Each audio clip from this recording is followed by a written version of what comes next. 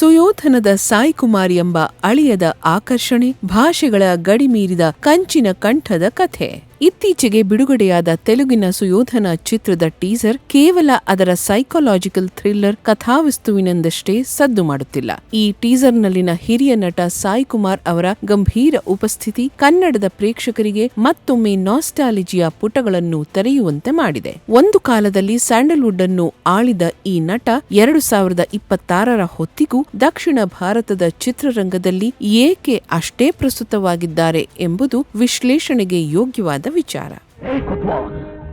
ನನಗೆ ಲಕ್ಷ ಕೊಡಕ್ಕೆ ನೀನೇನು ದಾನವೀರ ಶೂರ ಕರ್ಣನ? ಚಿಕ್ಕ ವಯಸ್ಸಿನಿಂದ ಬೆಳೆಸಿದ್ದ ನನ್ನ ತಂದೆನ. 90ರ ದಶಕದಲ್ಲಿ ಪೊಲೀಸ್ ಸ್ಟೋರಿ ಚಿತ್ರದ ಅಗ್ನಿ IPS ಆಗಿ ಕನ್ನಡಿಗರ ನರನಾಡಿಗಳಲ್ಲಿ ಸಂಚಲನ ಮೂಡಿಸಿದ ಸಾಯಿ ಕುಮಾರ್ ಕೇವಲ ಪರಭಾಷೆಯಿಂದ ಬಂದ ಒಬ್ಬ ನಟನಾಗಿ ಇಲ್ಲಿ ಉಳಿಯಲಿಲ್ಲ.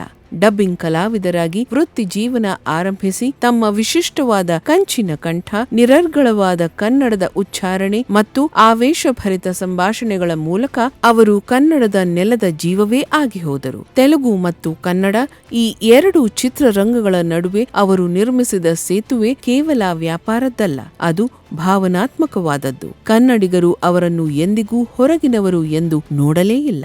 ನಮಗೂ ಇರೋದು ಒಬ್ಬನೇ ಮಗ, ನಮ್ಮಪ್ಪ ನನಗೆ ಏನೂ ಕೊಡ್ಸಕ್ಕಾಗ್ಲಿಲ್ಲ. ಇಂದಿಗೂ ಸಾಯಿ ಕುಮಾರ್ ಅವರ ಬೇಡಿಕೆ ಕಡಿಮೆಯಾಗಿಲ್ಲವೇಕೆ?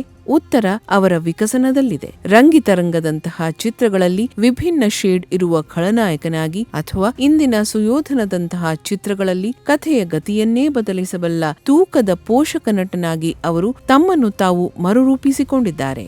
ವಯಸ್ಸು ಮತ್ತು ಕಾಲಕ್ಕೆ ತಕ್ಕಂತೆ ಅಬ್ಬರದ ಪಾತ್ರಗಳಿಂದ ಸೂಕ್ಷ್ಮ ಹಾಗೂ ಗಂಭೀರ ಪಾತ್ರಗಳಿಗೆ ಅವರು ತೆರೆದುಕೊಂಡ ರೀತಿ ಅವರ ವೃತ್ತಿಪರತೆಗೆ ಕನ್ನಡಿ ಹಿಡಿಯುತ್ತದೆ. ಇಲ್ಲಿ ನಡೆಯುವ ಎಲ್ಲಾ ವಿಷಯಗಳಿಗೆ ನೀವು ಉತ್ತರ ಹುಡುಕೋದು ಅಷ್ಟೊಂದು ಸೂಕ್ತವಲ್ಲ. ಹೊಸ ತಲೆಮಾರಿನ ನಾಯಕರು, ಪ್ಯಾನ್ ಇಂಡಿಯಾ ಟ್ರೆಂಡ್ಗಳು ಮತ್ತು ಮಲ್ಟಿಪ್ಲೆಕ್ಸ್ ಸಂಸ್ಕೃತಿಯ ಅಬ್ಬರದ ನಡುವೆಯೂ ಪರದೆಯ ಮೇಲೆ ಸಾಯಿ ಕುಮಾರ್ ಕಾಣಿಸಿಕೊಂಡಾಗ ಪ್ರೇಕ್ಷಕರು ನೀಡುವ ಮೌನ ಮನ್ನಣೆ ಅವರ ಪ್ರತಿಭೆಗೆ ಸಾಕ್ಷಿ. ಸುಯೋಧನ ಚಿತ್ರವು ಈ ಹಿರಿಯ ನಟನ ಅಪಾರ ಅನುಭವವನ್ನು ಹೇಗೆ ಬಳಸಿಕೊಂಡಿದೆ ಕಾದು ನೋಡಬೇಕಿದೆ.